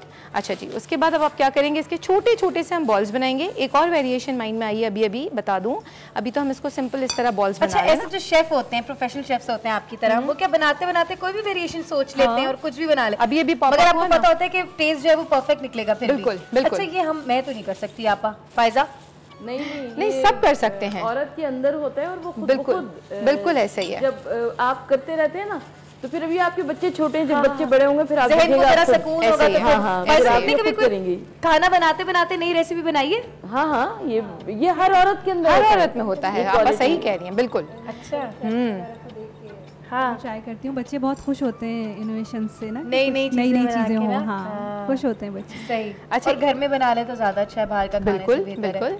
अच्छा, इसमें आप बड़े साइज के बॉल्स भी बना सकते हैं अगर आप किसी और चीज में सर्व कर रहे हैं। लेकिन अगर आपको देखिए, ये आपको नजर आ रही प्यारी सी बाइसिकल, हम ये पॉप्स में सर्व करेंगे, तो इसका साइज हम बहुत बड़ा नहीं रखेंगे। हाँ। अच्छा, ये जो बच्चों को जो है ना वो एक झांसा देने वाली बात है, बच्चों को अच्छे तरीके से प्रेजेंट कर दे ना आप तो खा लेते हैं। जैसे दूध, मिल्क पैक यहाँ पे हमारे पास है। अच्छा, मिल्क पैक से मुझे याद आया, मैं आप लोगों को बताऊं कि मिल्क पैक की एक यूट्यूब का चैनल है जहाँ पे आप जाके सब्सक्राइब करेंगे और लाइक भी करेंगे, तो आपको वीडियोस वहाँ पर आती हैं 10-10 मिनट की, और बड़ी इजी सी रेसिपीज होती हैं। आप चाहते हैं अगर आपके बच्चों के पेट में दूध जाए, बहुत अहम चीज़ है, ग़िज़ा उसको होनी चाहिए दूध की बच्चों के पेट में, तो वो 10 मिनट की वीडियोस होती हैं। वहाँ पे आप जाके चैनल सब्सक्राइब जरूर कीजिएगा। और दूध से याद आता है, मिल्क पैक का बनता है दूध सोडा।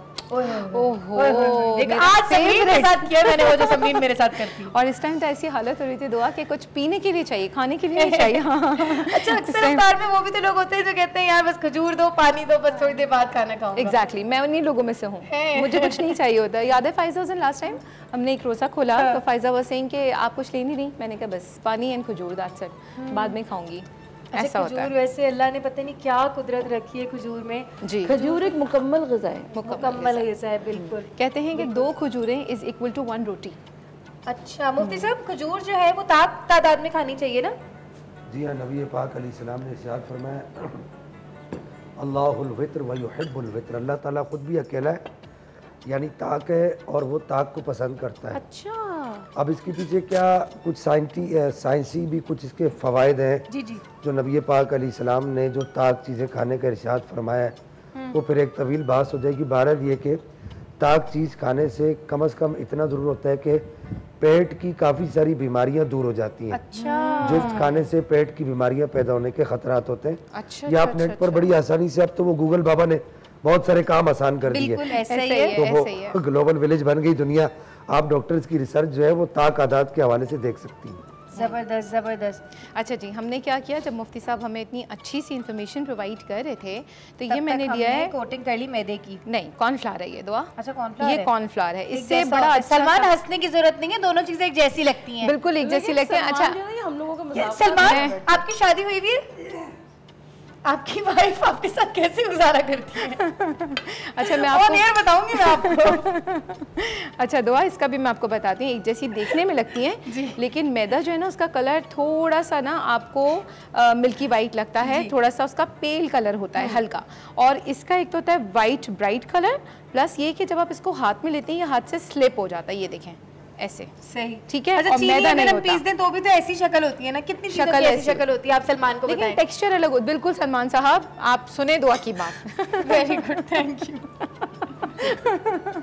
अच्छा जी, अब हम क्या करें, हमने इसको लगा दिया कॉर्नफ्लावर लगाने के बाद हमने क्या किया, इसको एग में डिप किया।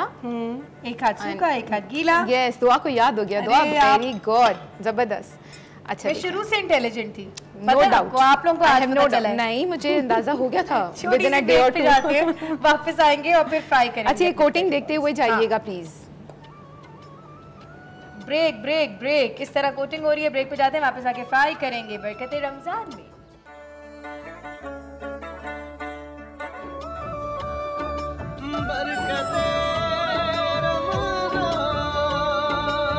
चूल्हे के पास। हाँ जी, किचन में हैं हम दोनों, इस वक्त वो फ्राई कर रहे हैं चिकन पोटैटो बॉल्स, और औरतों की तरह जरा यूं यूं यूं करके गुफ्तो शनीद कहते हैं, क्या कहते हैं? गुफ्तो शनीद कर रहे थे हम। का लफ्ज़ है गुफ्तो शनीद। अच्छा, मुफ्ती साहब से मैं ज़रा उर्दू भी सीख रही हूँ, क्योंकि मुफ्ती साहब बहुत ज़्यादा अफसरदा रहते हैं इस चीज़ पे कि हमारे पाकिस्तान में रहने वालों को जिनकी मादरी ज़ुबान ही उर्दू है, उन्हीं को उर्दू ठीक से नहीं आती है। मुफ्ती साहब मुझसे बहुत नाराज़ भी रहते हैं इस बात में। अच्छा, तो मैं उर्दू सीख रही हूँ अब, आहिस्ता आहिस्ता थोड़ी थोड़ी करके। अच्छी बात है, आप सीख रही हैं दुआ? अब सीख रही हूँ मैं। सही सही सही। अच्छा, मेरा ख्याल है कि अब हमारे फ्राई हो चुके हैं, अभी थोड़ा सा बस 1-2 मिनट और हैं। अच्छा, मीनवाइल हम ये करते हैं कि हम इसको सर्व करेंगे कनौर के केचप के साथ। उसके साथ मैं लेकर आई हूँ ये बड़ा प्यारा सा कंटेनर जिसमें हम इसको पोर करेंगे। कहाँ से लेती हैं आप? मैं इसकी कोई खास जगह नहीं है जहाँ मुझे तो एक बजट, जितनी जिस हिसाब से आपके पास है, तो घर का एक बजट होना चाहिए। बिल्कुल जी, घर की इन चीज़ों के लिए ना, नो डाउट। कंटेनर्स, हाँ, किचन भी बड़ा सा और रखने के लिए जगह भी होनी चाहिए। बिल्कुल वाली किचन में जगह भी होनी चाहिए। और फायदा ने कहा है कि बहुत सारे डिवाइडर्स होने चाहिए। डिवाइडर्स होने चाहिए, ज़रूरी नहीं है। देखिए, आप अगर उसको स्मार्टली रखें, मैंने अपने डिवाइडर में क्या किया हुआ है कि हमारा जो सेंटर वाला जो पोर्शन है मेरे डिवाइडर का, वो पूरा क्रिस्टल का है। उसमें सारी क्रॉकरी क्रिस्टल की, फिर उससे नीचे वाले में मैंने सब मार्बल रखा हुआ है, उससे नीचे वाले में मैंने इस टाइप की चीजें हैं। क्रॉकरी कहाँ की होती है? देखें, मैं ये नहीं कहूँगी, जैसे लोग कहते हैं ना कि ये कास्ट अच्छी ये बुरी, इसी तरह क्रॉकरी में भी कंट्रीज भी तो होती है ना, कंट्रीज में होती है, लेकिन मुझे जहाँ जो चीज़ अच्छी लग जाए। मैंने जो बचपन में सुना फ्रांस कहते हैं, फ्रांस के कप, मेरा फ्रांस का कप तोड़ दिया। लेकिन अब बॉर्न चाइना कितना अच्छा आ रहा है। तो चाइना से सब कुछ ही आ रहा है, आईफोन भी चाइना का आ रहा है। हाँ, born China is very nice. उसकी नीचे उसके लिखा हुआ होता है, टैग जो होता है उसके, जो भी आप बटन ले रहे हैं उसके नीचे होता है ना, उसका प्योर वाइट कलर होता है, बड़ा प्यारा सा कलर होता है वाइट कलर ना, तो वो बहुत अच्छी चीज़ें होती हैं। अच्छा, क्योंकि मुझे थोड़ी फैंसी चीज़ें पसंद है, तो मैं ब्रांड नहीं देखती ना, मैं कंट्री देखती हूँ, मुझे जो चीज़ जहाँ अच्छी लगी ले लिया।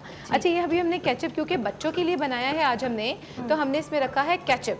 अदरवाइज़ ये कि अगर आप यही चीज़ बड़ों के लिए सर्व कर रहे हैं तो आप इसके साथ कनौर का चिली गार्लिक सॉस भी यूज़ कर सकते हैं। प्लस एक और चीज़ मैं बताऊँ, वेरिएशन उस वक्त हम बातों में रह गई बताना, इसकी वेरिएशन में आप ये कर सकते हैं, जब बॉल बना रहे हैं इसके सेंटर में थोड़ा सा चीज़ फिल कर दीजिए आप। अरे वाह, है ना? जब आप इसको खोलेंगे, चीज़ आपको बताया था मैंने, आप बताएंगे आज मुझे टेस्ट किसका अच्छा होता है। एक होती है जिसका टेस्ट अच्छा होता है, चेडर चीज। बिल्कुल, एग्जैक्टली, वेरी गुड दुआ, बिल्कुल ठीक बताया। दुआ जीत गई, बिल्कुल। तो उसका फ्लेवर अच्छा होता है, आप चेडर डाल दें, और अगर आपको इसमें वो लुक भी देना है तो दोनों मिक्स करके डाल दें, दोनों मिक्स कर दें, ठीक है? तो ये बड़ा अच्छा सा आ जाएगा। देखिए कितना प्यारा सा हमारा इसका कलर आ गया। वैसे तो सब कुछ ही महंगा हो गया है, और आज मेरा ख्याल है चीनी भी कितनी महंगी हुई है, चीनी और फिर महंगी हो गई मजीद। ओहो, तो चेडर चीज तो एक आम इंसान के घर में, मतलब वही वाली बात कि पिज्जा हर कोई नहीं खा सकता, चेडर चीज भी हर एक के घर हर वक्त अवेलेबल नहीं हो सकती। नहीं, उसका एक तरीका इसलिए हमने सादी रेसिपी आपको बताई है। इसीलिए बिल्कुल वेरिएशन देखिए, कम खर्च बाला नशीन, ऐसे ही है। अच्छा, आप इसमें बोला ना, बिल्कुल ठीक कहा आपने दुआ। अच्छा, चीज़ के लिए भी बताऊं आपको कि अगर आप चीज़ का जो बड़ा वाला बार होता है ना, क्योंकि इसकी एक्सपायरी डेट बहुत दूर की होती है, ठीक है, 1 साल तक की तो होती है, तो आप वो जो बड़ा वाला 2 kg वाला बार होता है अगर वो ले लेना। नहीं समरीन, फंगस लग जाते हैं चीज पे तो फौरन। मैं फ्रीज करके रखती हूँ, मेरी तो चीज पे लग जाता है हमेशा। फ्रीज करती हैं? फ्रीज करती हूँ, फिर मेरे ख्याल में फ्रिज खोलते बंद करते हैं जब हमें कुछ फर्क नहीं पड़ता इससे। पानी वाला हाथ लगाते हैं तो देखिए, मैंने आपको बताया हर चीज़ के आप छोटे छोटे पैकेट्स बना के रख लें और उसकी जितनी आपको ज़रूरत है, मैं उसको क्या करती हूँ, बार्स को कट करके छोटे छोटे बार्स जो है ना उसके, हाँ, जो पूरा लॉग होता है ना उसको कटिंग कर लेती हूँ मैं। सही सही, ठीक है जी। और ये देखिए, ये हमारे पॉप्स हो चुके हैं रेडी। अच्छा, अगर आपने बहुत बड़े बनाए ना दुआ, तो इसमें ये होगा कि ये बाहर आ जाएंगे, निकल जाएंगे बाहर, तो आपको इसमें थोड़ा सा ध्यान रखना है कि आपको छोटे बनाने हैं, वजन नहीं बेयर कर पाएगा। भी तो चीज़ें सोचनी होती है ना। बिल्कुल जी, मैं साथ साथ इसीलिए बताती रहती हूँ, मेरी कोशिश होती है कि मैक्सिमम नॉलेज जो है मैं व्यूअर्स को प्रोवाइड कर दूँ। ये हमारे हो गए पॉप्स तैयार। Thank you. और ये साइकिल पे कहीं जा रहे हैं? ये साइकिल पे जिन बच्चों की रोज़ा कुशाई है वहाँ जा रहे हैं। ज़ियारा, ये आपके पास आ रहे हैं? मेरी बेटी की रोज़ा खुशाई है आज।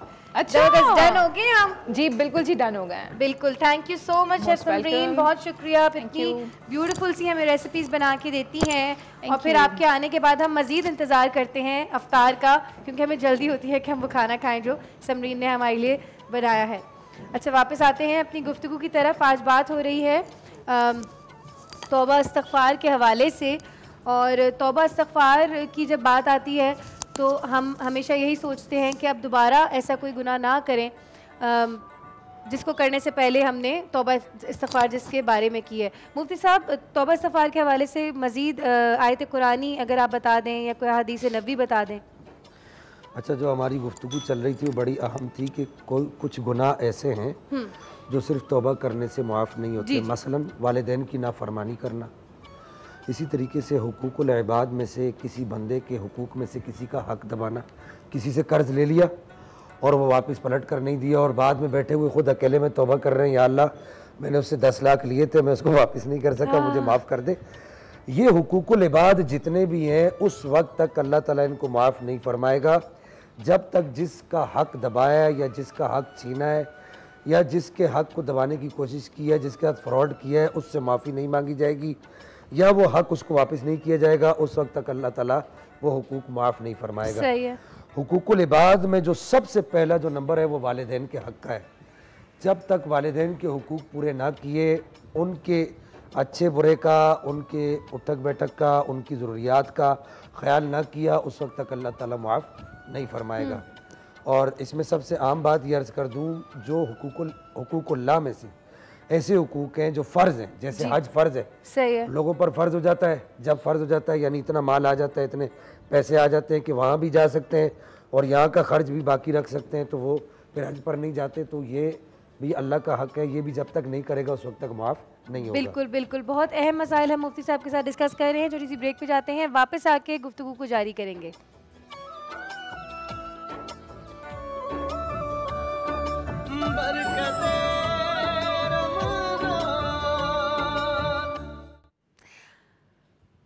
बरकत रमज़ान में खुशामदीद। आपके घरों की तरह हमारे सेट पे भी अफ्तार का दस्तरखान सज चुका है और जो समरीन बना के गई हैं हमारे लिए पोटैटो चिकन बॉल्स, उस पर मेरी और फ़ायज़ा की कड़ी नज़र है। बिल्कुल, सिर्फ मुफ्ती साहब ऐसे हैं जो कि तस्बीह पढ़े हैं इस वक्त, अल्लाह के जिक्र में मसरूफ़ है, वरना सलमान की मुझे इस वक्त नीयत अच्छी नहीं लग रही है अफ्तार के ऊपर। बिल्कुल, सलमान का सारा फोकस जो है वो खाने के ऊपर है। अच्छा जनाब, वापस आते हैं अपनी गुफ्तगू की तरफ। और बहुत सारे लोग हम में से ऐसे होते हैं जिनको नज़र बहुत जल्दी लग जाती है और काम उनके होने से पहले ही रुक जाते हैं क्योंकि लोगों को जो बता देते हैं। इस हवाले से भी मुफ्ती साहब बताएंगे कि अपने कामों को पूरा होने से पहले बताना चाहिए या नहीं, तो नज़र बद का शिकार हो जाती हैं पूरी फैमिलीज़, स्पेशली बच्चे नज़र बद का बहुत ज़्यादा शिकार हो जाते हैं। इस हवाले से मुफ्ती साहब हमें क्या नुस्खा देंगे, क्या वजीफ़ा देंगे, मिलके मुफ्ती साहब से पूछते हैं। जी मुफ्ती साहब। देखिए, सबसे पहली बात तो ये कि नज़र हक़ है। नबी पाक अलैहिस्सलाम ने इरशाद फरमाया, अन नज़र हक़्क़ुन, नज़र लगना हक़ है। अच्छी नज़र भी होती है, बुरी नज़र भी होती है। अच्छी नज़र लगती है तो मैं इसको यूँ समझाऊँ कि अच्छी नज़र लगती है तो अबू बकर नाम का आदमी सिद्दीक़ अकबर बन जाता है। और अगर यही अच्छी नज़र लगती है तो उमर नाम का आदमी फारूक आज़म बन जाता है, और अगर यही अच्छी नज़र लगती है तो उस्मान नाम के फ़र्द जो है वो ज़ुन्नूरैन बन जाते हैं, और यही अच्छी नज़र लगती है तो मौला हैदर करार बन जाते हैं। अल्लाह, ये उसी एक अच्छी नज़र का कमाल है। हाँ, नजरे करम भी हो सकती है। ये वो अच्छी नज़र है जो नजरे करम है। बिल्कुल। मैं अक्सर कहता हूँ कि जिस तरह तुम लोग नज़ले से डरते हो कि नज़ले वाले के साथ ना बैठो, नज़ला लग जाएगा, इस तरह नज़र वाले से ना डरा करो जो अच्छी नज़र लगाता हो। अल्लाह, उसकी नजर में आने की कोशिश किया करो कि उसकी नजर में आ गए तो हमारे काम बन जाएंगे। बिल्कुल बिल्कुल। तो जिस तरह अच्छी नजर है इस तरह बुरी नजर भी है। नबी पाक अलैहिस्सलाम ने इरशाद फरमाया कि नजर यानी बुरी नजर इंसान को कब्र का मुंह और ऊंट को देख का मुंह दिखाती है। अल्लाह, यानी कि इंसान मर जाता है, इतनी सख्त नजर भी लगती है, और ऊंट भी मर जाता है और वो देख में पहुंच जाता है। बिल्कुल बिल्कुल। तो इस बात को ज़हन नशीन रखे कि नजर जरूर लगती है। नजर हटती कैसे है? सूरह कलम, कोशिश करें आपके जितने भी वज़ाइफ है कुरान से पढ़ें। सूरह कलम की आखिरी 3 आयतें, व इन यकादुल्लज़ीना कफ़रू लयुज़लिकूनका बिअबसारिहिम लम्मा समिअु ज़िक्र व यक़ूलूना इन्नहु लमजनून। ये जो आखिरी जो 3 आयतें सूरह कलम की, सुबह शाम 3-3 मरतबा या 5-5 मरतबा या 7-7 मरतबा, जितना आप पढ़ सकते हैं, ज़्यादा से ज़्यादा 11 मरतबा पढ़कर अपने ऊपर भी दम करें, अपने बच्चों पर भी दम करें, कभी भी बच्चों को नजर नहीं होगी इंशाल्लाह। इसके साथ एक और यहाँ पर मैं अर्ज कर दूं, सूरह फलक और सूरह नास, जो आखिरी जो 2 सूरतें जिनको लोग माऊज़तैन कहते हैं, ये माऊज़तैन नहीं है, ये मुअव्वज़तैन है। मुअव्वज़तैन, जी हाँ। अच्छा, ये वो आपको उर्दू की परेशानी होती है, उर्दू का लफ्ज़ नहीं, ये अरबी का लफ्ज़ है। अच्छा, इसलिए मैंने हल्के से बोला था पहले कि मुफ्ती साहब ना मुझे नहीं, ये उर्दू का लफ्ज़ नहीं, ये अरबी का लफ्ज़ है। ये जो मुअव्वज़तैन है इनको भी अगर पढ़ा जाए, कुल औज़ु बिरब्बिल फलक कुल औज़ु बिरब्बिन नास, इनको भी अगर पढ़ा जाए तो नज़र नहीं होती। अल्लाह ना करे अगर किसी के साथ साए वगैरह का मसला होता है तो उस पर भी अगर इनको 11 मरतबा पढ़ा जाए तो इफाका होता है। मैं ये नहीं कहता कि बिल्कुल ठीक हो जाएगा, आप खुद हामिल बन के ना बैठ जाइएगा, लेकिन इतना होता है कि इफाका होता है कि वो थोड़ा सा आसानी में आ जाता है। सही है, ठीक है, ठीक है। अच्छा मुफ्ती साहब, वज़ाइफ की बात हो रही है, अक्सर हम लोग सुनते हैं कि कोई वजीफ़ा जो है वो जलाली है और कोई वजीफ़ा जमाली है। ये जलाली और जमाली क्या शय है? देखिए, ये पूरा एक पस मंज़र है। मैं चाहूँगा कि अगर कभी हम इस पर तफसीली बात करें तो बड़ा अच्छा होगा। अल्लाह ताला ने जो कुरान पाक नाजिल किया है ना, इसमें अल्लाह जल्ल मजदुल करीम ने बहुत सारी आयत, बहुत सारी सूरतें नाजिल की हैं। हर आयत और हर सूरत के पीछे अल्लाह ताला ने मुअक्कलात रखे हैं। मुअक्कलात से मुराद ये कि अल्लाह ताला ने इसके पीछे फरिश्ते रखे हैं। कुछ फरिश्ते ऐसे हैं जो जलाल वाले हैं, जो जैसे अर्श को उठाए वो जो फरिश्ते बड़े जलाल वाले फरिश्ते हैं। जो फरिश्ते जमीनों में घूम रहे हैं वो बड़े ठंडे मिजाज वाले फरिश्ते हैं। हाँ जी। इसी तरीके से जो मोमिनीन के साथ नमाज पढ़ने के वक्त जो मोमिनीन के साथ जाते हैं वो ठंडे मिजाज वाले फरिश्ते हैं। तो हर जो वजीफा है या हर जो सूरत है या हर सूरत की जो आयत है, उन आयतों को उठाने वाले जो फरिश्ते हैं, अच्छा, वो फरिश्ते उन आयतों या उन सूरतों के मुअक्कलात कहलाते हैं। अब वो कुछ फरिश्ते ऐसे होते हैं जो बड़े जलाली होते हैं, जो कुछ फरिश्ते ऐसे होते हैं जो बड़े जमाली होते हैं। मिसाल के तौर पे एक फरिश्ता है जिसका नाम अज़ाज़ील है, आपने नहीं सुना होगा। अब अज़ाज़ील जो है वो बड़े जलाली फरिश्ता है। अच्छा। और इसी तरीके से एक फरिश्ता है जिसका नाम है जिब्राईल, वो बड़े ठंडे मिजाज का फरिश्ता है। इसी तरीके से मीकाईल है, वो बड़े ठंडे मिजाज के फरिश्ते हैं। वो क़यामत तक जो है वो इंतजार में बैठे हैं कि कब तक जो है वो कब वो मुझे हुक्म होगा तो मैं अपना काम करूंगा। इसी तरीके से इसराफील है, वो भी ठंडे मिजाज के फरिश्ते हैं। तो अल्लाह ताला ने फरिश्तों की जो ड्यूटियां लगाई हैं उन पर, आयतों पर या औरादो वज़ाइफ पर, वो जो उठाने वाले हैं, तो उनकी वजह से इन औरादो वज़ाइफ के अंदर जलाल और जमाल शामिल हो जाता है और वो इंसान की तबीयत में उसका असर आ जाता है। अच्छा, तबीयत में उसका असर आता है। और ये वज़ाइफ हमेशा आलिम दीन से पूछ के करने चाहिए। चूंकि वो फरिश्ते मानूस होते हैं ना, तो बंदे के साथ फिर रहने लग जाते हैं। अच्छा, फिर मिजाज, तो फिर वो उसके मिजाज के अंदर वो चीज शामिल हो जाते हैं। बिल्कुल। मुफ्ती साहब, दुआ का टाइम आ गया है, दुआ कर दें और आज खास जरा मेरे लिए भी कर दें। अल्हम्दुलिल्लाहि रब्बिल आलमीन वस्सलातु वस्सलामु अला अशरफिल अंबिया वल मुरसलीन अल्लाहुम्मा सल्लि अला सय्यिदिना व मौलाना मुहम्मदिन बिअददि कुल्लि दाइन व दवाइन व बारिक व सल्लिम या रब्बल आलमीन या अरहमर राहिमीन या ज़ल जलाली वल इकराम या ज़ल कुव्वतिल मतीन। तेरी बारगाह में दस्ते सवाल दराज करते हुए अर्ज करते हैं, हम सब के आज के इस रोज़े को शर्फ़ क़बूलियत अता फरमा, इसे हमारी खबरों का सुकून बना, आखिरत का चैन और इत्मीनान बना। या रब्बल आलमीन, हमारे तमाम सगीरा कबीरा गुनाहों को माफ़ फरमा। हमारे वालिदैन की बख्शिश व मग़फ़िरत फरमा। जिनके वालिदैन इस दुनिया से रुखसत हो चुके, रमज़ानुल मुबारक में हर रोज़ इफ्तारी के वक्त तू हज़ारों लोगों को जहन्नम से आज़ाद करता है। मौला हमें भी और जिनके वालिदैन इस दुनिया से रुखसत हो गए उनको भी जहन्नम से आज़ादी का परवाना अता फरमा। ए पाक परवरदिगार, जुमाअतुल मुबारक की रुखसती की बाबरकत साहते हैं तेरी बारगाह में अर्ज़ करते हैं, हमारे दिल में जो नेक तमन्ना है तमाम नेक तमन्नाओं को बरआवरी अता फरमा। दुआ मालिक ने दुआ के लिए कहा, रब्बुल आलमीन इनके दिल की तमाम जायज़ नेक हाजात कबूल मंजूर फरमा। ए पाक परवरदिगार, सब की तमाम जायज़ नेक हाजात कबूल मंजूर फरमा, ईमान पर इस्तिकामत अता फरमा। व सल्लल्लाहु तआला अला खैरि खल्क़िही मुहम्मद व अला आलिहि।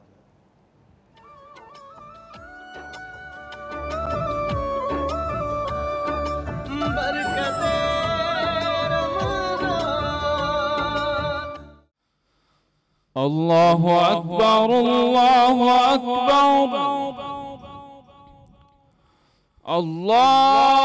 अल्लाहु अकबर,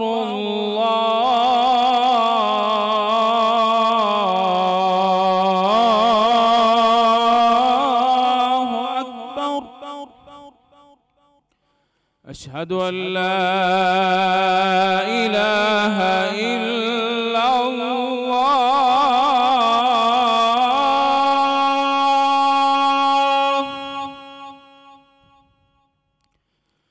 अशहदु अन ला इलाहा इल्लल्लाह,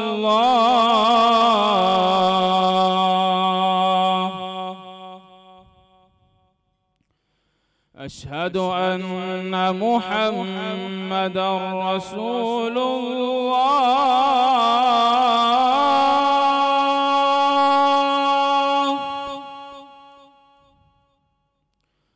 अशहदु अन्ना मुहम्मदर रसूलुल्लाह,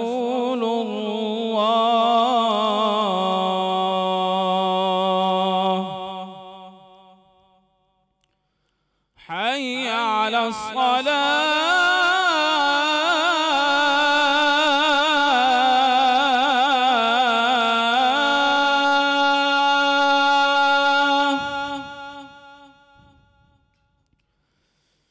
حي على الصلاة،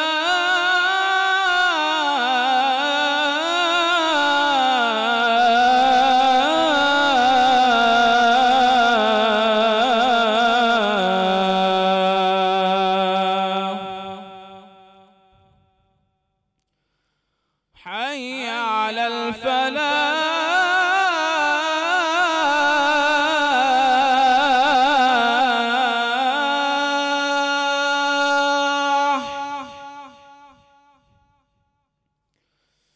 حي على الفلاح.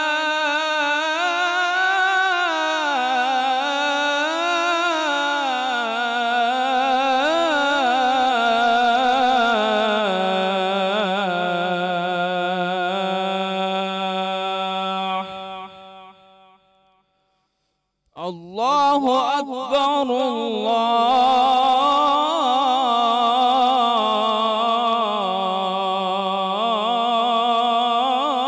الله أكبر، لا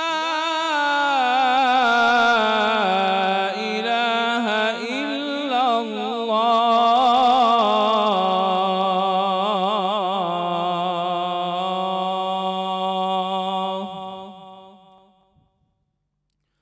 اللهم رب هذه الدعوة التامة والصلاة القائمة، آت محمدا الوسيلة والفضيلة والدرجة الرفيعة وابعثه مقاما محمودا الذي وعدته، وارزقنا شفاعته يوم القيامة إنك لا تخلف الميعاد.